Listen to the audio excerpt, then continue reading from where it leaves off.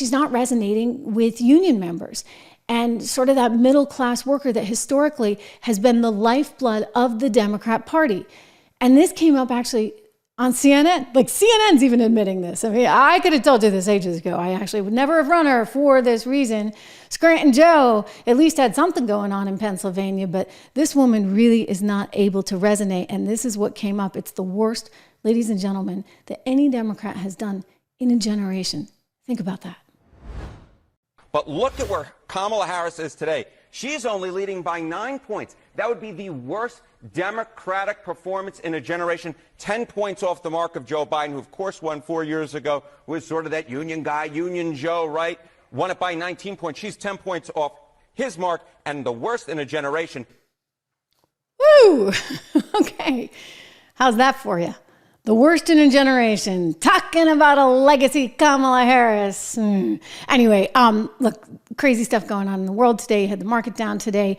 I keep saying one of the best ways to diversify, especially with all the unknowns out there, is to take a look at gold.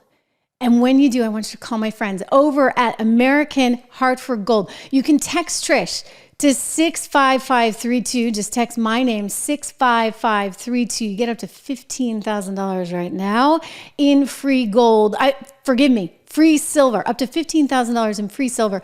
And you know what? That's kind of a big deal because, silver is something that tends to mimic gold in some ways. I mean, it's not exactly the same, and there are uses for silver, but when you start to see gold pull ahead, a lot of times you'll see silver kind of trailing along. So it's a really good optionality, right, to have, and you're going to get up to $15,000 free by calling my friends or texting Trish, my name, to 65532, 1-844-495-1115, or go to trishlovesgold.com. You cannot forget that, trishlovesgold.com. I do. All right, let's get to more news going on. Worst Democrat performance in a generation. I mean, think about that. Look at the Teamsters, for example. The Teamsters, they don't want everything to do with her. You had overwhelmingly the Teamsters coming out 60% to 34% in favor of Donald Trump. So that tells me a lot. Tells me a lot about what I need to know about Michigan, Pennsylvania, Wisconsin. And yet AOC is out there trying to somehow say, oh, no, it's the Teamsters' fault. It's that darn Sean O'Brien. He's deserted us. Hear her just last week taking them on. I'm very disappointed in Sean O'Brien's leadership. I have found it increasingly alarming all year. His campaigning with Republicans, coming out in favor of anti-choice Senate candidates, coming out and campaigning increasingly with Republicans. I find this to be very, it's confusing.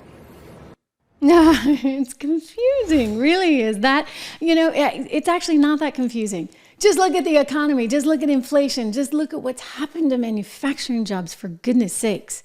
Look at what's happened to middle American incomes over the last 3.5 years. It is not surprising to see that the majority of Teamsters, they're not going to vote for Kamala Harris. They're just not going to do it. They also feel, let's not forget, a little bit like they had the rug pulled out from under. After all, they voted for Joe Biden.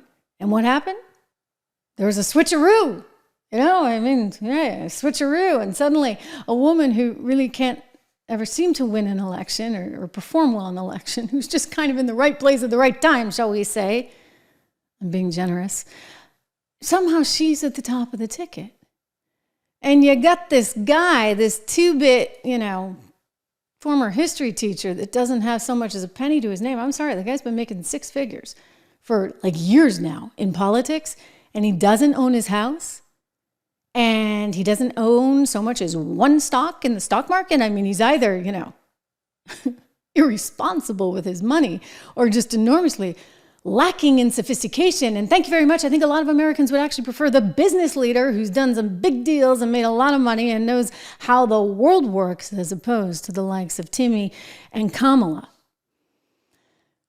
I can't wait to see tomorrow night's debate, actually. I think it's going to be really funny because I think that JD has the middle class upbringing, but he has the sophistication in terms of understanding how markets work, how policies work. And I think that you're going to see a really big spread of difference between those two guys. I think it's going to be quite remarkable and pretty extraordinary to see.